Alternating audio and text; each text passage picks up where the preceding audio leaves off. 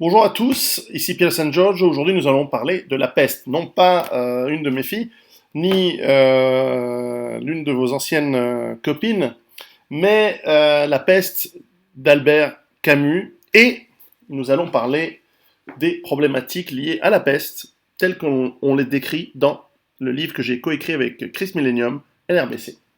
Alors tout d'abord, c'est parce que je voulais relire ce livre pendant l'écriture de NRBC, qui est évidemment un, des, un des livres les plus connus de l'écrivain français Albert Camus. Je crois que c'est un livre qui est sorti après-guerre, en 1947, sauf erreur.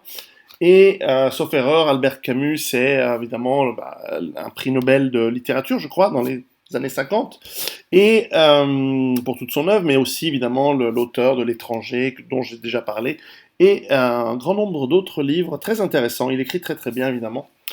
Et dans ce livre, donc La peste, il décrit une histoire, évidemment, de fiction, où la ville d'Oran, où se campe l'histoire et où il va décrire la vie des personnages pendant cet événement, va être atteinte, va subir une épidémie de peste pendant une année. Donc de mars, sauf erreur, à peu près pareil, février de l'année suivante. Et donc on voit au cours de cette assez bien décrit, on voit qu'il s'est évidemment, c'est évident qu'il s'est documenté.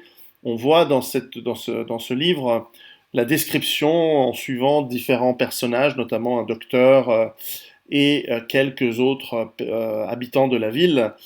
Évidemment, on voit l'évolution de ces personnages qui sont assez calmes, je trouve, vu les circonstances, assez raisonnés et finalement fatalistes. On trouve que la fatalité semble être un peu le fil rouge de toute l'œuvre de Camus. Finalement, une certaine forme d'absurdité de la vie. Bon, on peut apprécier l'aspect littéraire et ne pas partager cette vision de la vie, mais enfin, c'est tout à fait intéressant.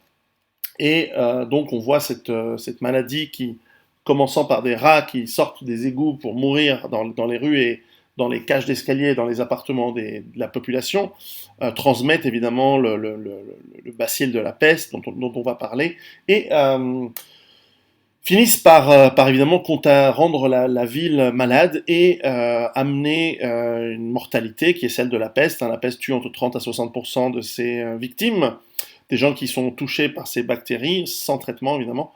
Et donc à cette époque, il n'y avait pas encore les antibiotiques, et faut-il encore déterminer ce qu'est la maladie en question. Donc je vais vous lire deux, trois morceaux, et puis ensuite on va passer plutôt la partie technique qui nous concerne, comment se préparer à des éventuelles épidémies de peste. Et vous allez voir qu'il y en a aujourd'hui. Alors tout d'abord, je voulais vous donner un exemple du style hein, d'Albert Camus. Euh, c'est un style vraiment intéressant. Regardez cette description. Écoutez cette description plutôt. À cette époque, le temps parut se fixer. Le soleil pompait les flaques des dernières averses. De beaux ciels bleus débordant d'une lumière jaune, des ronronnements d'avions dans la chaleur naissante, tout dans la saison invitait à la sérénité. En 4 jours cependant, la fièvre fit 4 bonds surprenants. 16 morts, 24, 28 et 32. Le 4e jour, on annonça l'ouverture de l'hôpital auxiliaire dans une école maternelle. Nos concitoyens qui, jusque-là, avaient continué de masquer leur inquiétude sous des plaisanteries, semblaient dans les rues plus abattus et plus silencieux. On retrouve l'idée du soleil, ça se passe à Oran, donc c'est en Algérie, à l'époque Algérie française, c'était un département français, on sent l'oppression du soleil et la lourdeur du soleil qui amène la maladie. Je tiens à dire que souvent on entend qu'il s'agit d'une allégorie de l'occupation, qu'il s'agit d'une allégorie du nazisme, que la peste serait la peste brune, le nazisme. Ça n'a rien à voir. À mon avis, c'est bullshit. Et je crois avoir lu que Camus lui-même avait nié que ça avait quelque chose à voir avec cela. Mais je peux me tromper. Mais en tout cas, de la lecture que j'en fais, il ne s'agit pas du tout de cette approche-là. Alors voyons jusqu'où je vais lire cette partie-là. Voilà. Toujours sur le soleil, c'est intéressant. Alors, autre extrait. Le soleil poursuivait nos concitoyens dans tous les coins de rue et, S'ils s'arrêtaient, il les frappait alors. Comme ces premières chaleurs coïncidèrent avec un accroissement en flèche du nombre de victimes, qui se chiffra à près de 700 par semaine, une sorte d'abattement s'empara de la ville. Parmi les faubourgs, entre les rues plates et les maisons à terrasses, l'animation décrut et, dans ce quartier où les gens vivaient toujours sur leur seuil, toutes les portes étaient fermées et les persiennes closes, sans qu'on pût savoir si c'était de la peste ou du soleil qu'on entendait ainsi se protéger. De quelques maisons pourtant sortaient des gémissements. Auparavant, quand cela arrivait, on voyait souvent des curieux qui se tenaient dans la rue aux écoutes. Mais après ces longues alertes, il semblait que le cœur de chacun se fût endurci et tous marchaient ou vivaient à côté des plaintes comme si elles avaient été le langage naturel des hommes. Voilà. Donc, encore une fois, on voit l'oppression du soleil qui est presque aussi forte que la maladie. On voit également que finalement il y a un aspect fataliste. Les gens s'habituent même à la peste, s'habituent à entendre les gémissements des gens, ils s'habituent à voir les gens mourir. Et c'est une description assez logique finalement du monde qu'a créé le XXe siècle. Les gens ne s'entraident pas, ou très rarement. Il y a quelques exemples évidemment dans le livre d'un des héros, le docteur Rieux, je crois, il s'appelle, eh bien, bien sûr, va séparé de sa femme qui restait à l'extérieur, si je me souviens bien de la lecture, eh bien il va aider, il va travailler d'arrache-pied pour essayer de trouver un vaccin, pour essayer de trouver un soin, etc. Alors, dernier extrait, ça se passe à la fin de l'épidémie, parce que les épidémies, elles passent et puis elles s'en vont. Je vais vous expliquer comment et pourquoi. Alors, voilà, ça c'est en revanche vers la fin de l'histoire. On dansait sur toutes les places. Du jour au lendemain, la circulation avait considérablement augmenté et les automobiles, devenues plus nombreuses, circulaient difficilement dans les rues envahies. Les cloches de la ville sonnèrent à la volée pendant tout l'après-midi. Elles remplissaient de leurs vibrations un ciel bleu et doré. Dans les églises, en effet, des actions de grâce étaient récitées. Mais, en même temps, les lieux de réjouissance étaient pleins à craquer, et les cafés, sans se soucier de l'avenir, distribuaient leurs derniers alcools. Devant leur comptoir, se pressait une foule de gens pareillement excités et, parmi eux, de nombreux couples enlacés qui ne craignaient pas de se donner en spectacle. Tous criaient ou riaient. La provision de vie qu'ils avaient faite pendant ces mois où chacun avait mis son âme en veilleuse, ils la dépensaient ce jour-là, qui était comme le jour de leur survie. Le lendemain commencerait la vie elle-même avec ses précautions. Pour le moment, des gens d'origine très différentes se coudoyaient et fraternisaient. Va fanculo le téléphone, je déteste le téléphone, je vais les envoyer chier. Ouais, qu'est-ce que j'en ai à foutre des gens qui ont envie de savoir si mes radiateurs fonctionnent et venir les vérifier, mais me dérangez pas par le téléphone, je déteste qu'on me téléphone. Bref, tant pis, je ne continue pas sur la peste, sur le livre de Camus qui est excellent, qu'il faut avoir lu, c'est un classique de la littérature française. Ça va faire 20 ans que je ne l'avais pas lu, évidemment.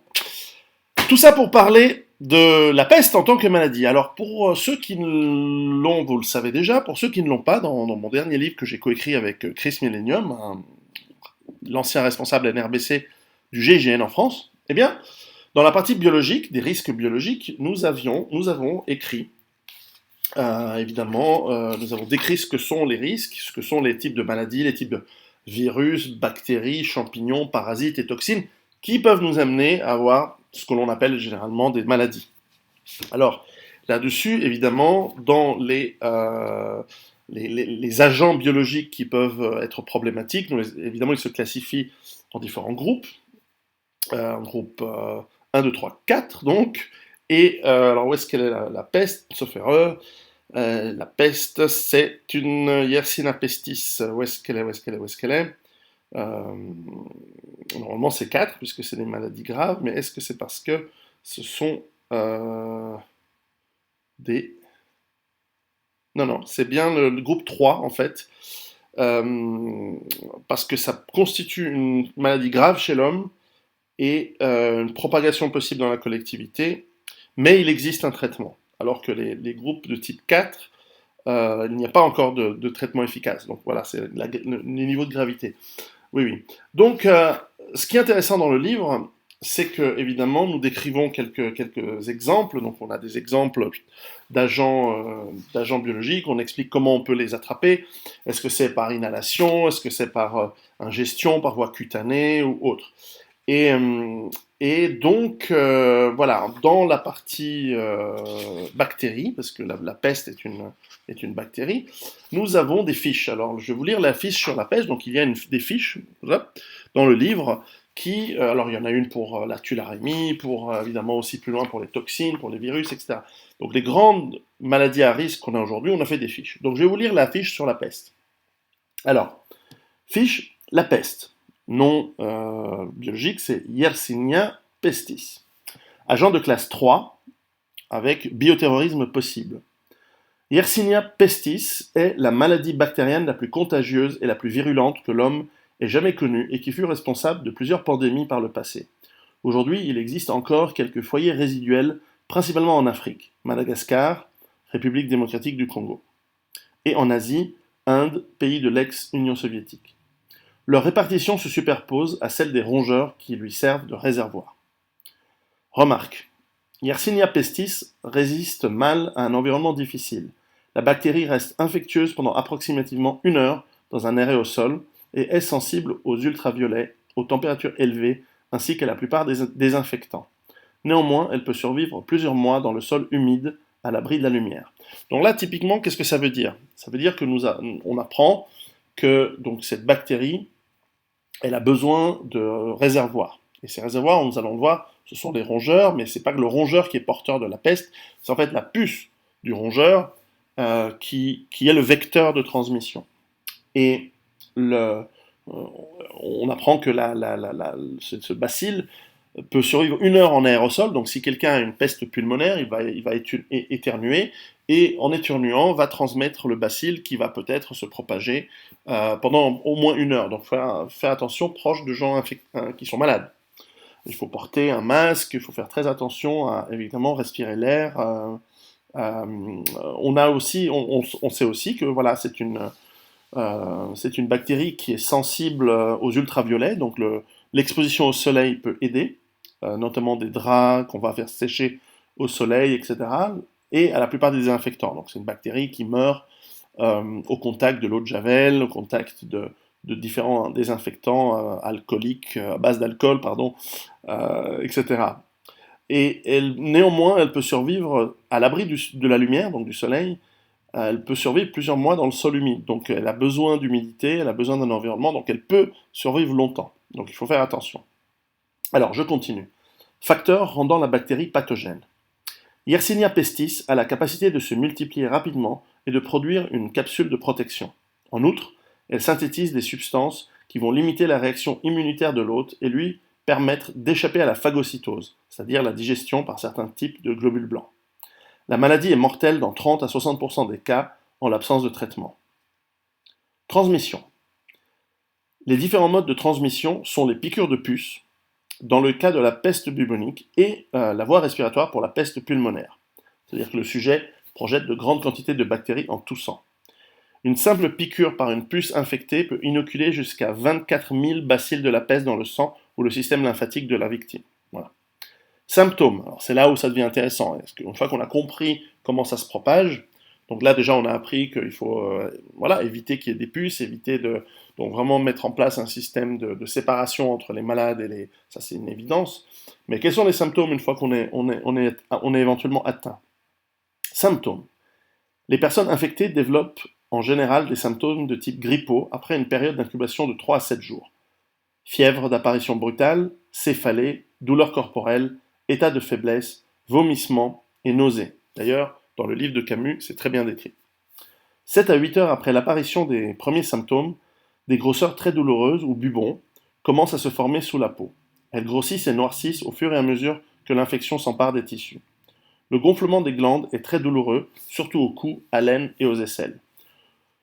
Au point qu'on a vu des patients contagieux, comateux, agoniser en se tordant de douleur. Il existe 3 formes de peste. La peste bubonique, la fameuse peste noire de l'Europe médiévale, est l'expression la plus courante. La bactérie est injectée dans l'organisme par une piqûre de puce, elle migre alors vers les ganglions lymphatiques les plus proches et s'y multiplie, provoquant un abcès très sensible, qu'on appelle bubon. La maladie peut évoluer vers les formes septicémiques ou pulmonaires. Alors, la forme de la peste septicémique. se produit quand les bactéries se reproduisent et passent dans le sang sans envahir au préalable les ganglions, sans former des bubons, débordant ainsi les défenses immunitaires de l'hôte. Elle s'accompagne de nécrose des extrémités et entraîne la mort en l'absence de traitement. Elle peut résulter de piqûres de puces, voire de contact direct avec des matières infectées. La forme pulmonaire est la plus contagieuse et conduit à un taux de mortalité très élevé. Les premiers symptômes, fièvre, frissons, apparaissent après un temps d'incubation d'1 à 4 jours. Le décès survient 2 à 4 jours plus tard. Elle résulte de la transmission par voie aérienne ou de l'évolution d'un bubon. Un éternuement ou une quinte de toux suffit parfois à la transmettre d'un individu à l'autre. Les bactéries envahissent le système bronchique.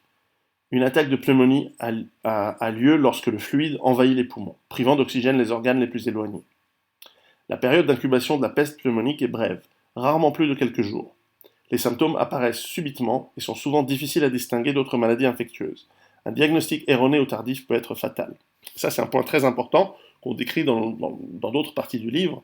C'est-à-dire qu'effectivement, le diagnostic est parfois difficile. Notamment, évidemment, si vous n'êtes pas médecin. Et encore si vous êtes médecin, a priori, diagnostiquer la peste, c'est pas quelque chose que vous avez appris à faire, puisque c'est une maladie qui n'est plus très courante aujourd'hui. Elle a quasiment disparu, mais pas totalement. Et donc, elle peut réapparaître. Alors, traitement. Alors, l'administration d'antibiotiques efficaces doit se faire dans les meilleurs délais, idéalement dans les 24 heures qui suivent les signes initiaux. Si vous pouvez, consultez un médecin. Les principales substances actives utilisées sont la streptomycine, qui est en fait c'est un traitement de référence, mais qui est en fait un antibiotique à très large spectre, la gentamicine, chloramphénicol et tétracycline, qui sont aussi donc des antibiotiques. Durée de 10 jours, sauf cas du chloramphénicol, si méningite pesteuse de 21 jours. Donc voilà, beaucoup plus longtemps. Donc là aussi, ça pose la question, est-ce que nous avons les moyens, est-ce que nous pouvons avoir ce type d'antibiotiques chez soi? Alors, la réponse c'est a priori, il n'y a pas besoin, puisque nous ne sommes pas dans un environnement où il y a ce risque de peste. Toutefois, si ça devait venir, là, ça vaudrait la peine d'ajouter ce genre d'antibiotiques aux autres antibiotiques à large spectre du type co-amoxicilline que toute personne prévoyante devrait réussir à se procurer pour avoir chez soi. En période d'épidémie de peste, la désinfection visant à éliminer les puces et la dérétisation sont nécessaires pour rompre le cycle de transmission. Voilà, ça c'est très important. Si vous êtes dans une petite communauté, dans une petite ville ou dans un quartier, faire en sorte de désinfecter au maximum l'endroit où ont été des malades, l'endroit où se sont regroupés des rats morts, des rats et autres, et toute la lingerie, les draps, etc. Vraiment, pour essayer de rompre le cycle de transmission, ça c'est évidemment important. Donc après, on fait ce qu'on peut, hein, mais clairement, c'est ce que faisaient les anciens dans le temps. Il existe un vaccin, remarque donc, il existe un vaccin pour terminer, mais celui-ci n'est pas disponible au public, il est réservé à des groupes à haut risque, personnes professionnellement exposées, certains militaires. En outre, il offre une protection faible et limitée dans le temps. Ouais, c'est vrai que les vaccins contre les bactéries, c'est compliqué. Parce que les bactéries peuvent prendre plusieurs formes, il y a des souches résistantes, et c'est très difficile de se vacciner contre une bactérie. Néanmoins, voilà, ça semblerait-il, ça existe.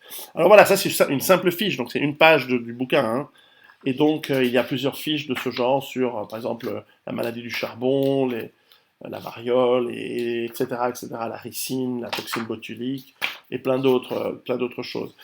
Il y a tout un chapitre que je ne vous lirai pas, je vous laisserai découvrir en lisant le livre, sur les effets sociaux, et notamment des pestes, notamment la peste d'Athènes et la peste noire en Europe. Donc, ceci est peut-être aussi pour vous illustrer le type d'informations que vous trouvez dans NRBC, qui sont évidemment succinctes, hein. On n'a pas voulu mettre un cours de médecine et de virologie ou de médecine avancée dans un livre qui se veut être une vulgarisation. Après, ce que vous pouvez, c'est aller trouver, si vous êtes vraiment intéressé, si vous êtes passionné, ou si vous êtes vous-même dans les professions des soins ou de la médecine, allez vous procurer dans des bibliothèques universitaires, enfin aujourd'hui sur Amazon vous trouvez tout, eh bien des livres, des manuels qui vous permettent d'avoir d'un côté les symptômes et la description et pouvoir analyser quelqu'un qui est malade, et d'un autre côté la liste des molécules des antibiotiques notamment en l'occurrence, qui sont possibles pour soigner la maladie dont les symptômes sont symptomatique, mais surtout, vous pouvez aussi ensuite aller trouver des guides de médicaments, c'est-à-dire que les médicaments, ce sont des marques, c'est comme Coca-Cola, enfin, c'est comme, je sais pas, Imodium pour pour les diarrhées, il y a une molécule derrière. Donc avec la molécule, vous pouvez trouver la liste des médicaments. Les noms sont différents d'un pays à l'autre. Il y a des différences entre, par exemple, la France et la Suisse. Et puis, l'avantage aujourd'hui d'avoir Internet, c'est que vous pouvez aller sur des sites. Par exemple, en France, il y a Doctissimo, il y en a plein. Alors, ne prenez pas ça comme étant la parole divine, mais simplement, vous pouvez regarder. Il donne pas mal de listes de médicaments, de types de soins. Et donc, ça peut être intéressant d'aller sur ces sites et de faire vous-même votre petit archivage. Vous pouvez imprimer ça sur catalogue ou sauvegarder ça sur une clé USB dans des fiches d'archives, etc., pour compléter évidemment ce que vous savez. Encore une fois, il ne s'agit pas de remplacer la médecine. On ne peut pas voilà, improviser des années et des années d'études de médecine, voire de naturopathie, parce qu'il y a peut-être probablement également des soins, entre guillemets, médecine douce et naturelle. Ça existe. Néanmoins, pour des maladies aussi graves que la peste, évidemment, l'idéal, c'est d'être soigné de manière efficace et industrielle par la médecine moderne qui est très efficace, encore pour l'instant, parce que nous avons des antibiotiques qui massacrent ce genre de bactéries. Pour combien de temps, ça on ne sait pas, les bactéries devenant plus résistantes aux antibiotiques, parce qu'elles aussi, elles ont envie de vivre. Et donc, cette lutte permanente entre le, la maladie et l'ingéniosité humaine continuera. Mais en attendant, voilà, si vous voulez un bon livre de littérature, La peste d'Albert Camus, et NRBC qui vous donnera quelques pistes pour prévenir et vous préparer à des éventuels événements, donc nucléaires, radiologiques, en l'occurrence biologiques et chimiques. Préparez-vous et à bientôt.